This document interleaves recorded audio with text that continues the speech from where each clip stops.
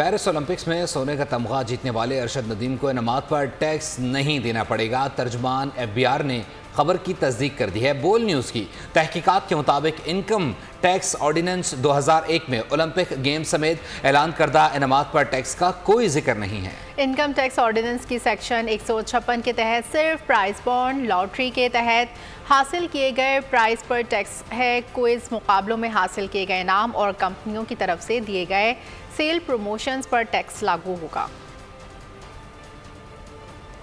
अब बताते चलें कि पेरिस ओलंपिक्स में अरशद नदीम के गोल्ड मेडल जीतने पर पूरे पाकिस्तान की जानिब से मुख्तलिफ सियासी शख्सियात की जानिब से गवर्नमेंट की जानिब से इनामात का ऐलान किया गया, जिस पर तहकीकात की गई। बोल न्यूज़ की जानिब से तो इनकम टैक्स के जो ऑर्डिनेंस 2001 है उसमें ओलंपिक गेम समेत ऐलान करदा इनामात पर टैक्स का कोई जिक्र नहीं है, जिससे वाज़ेह होता है कि ओलंपिक के जो मेडल है उसमें जीती गई, इसके बिहाफ पर जीती गई जो पाकिस्तान भर से इनामात दिए गए अरशद नदीम को, उस पर अरशद नदीम को किसी किस्म का कोई टैक्स नहीं देना पड़ेगा।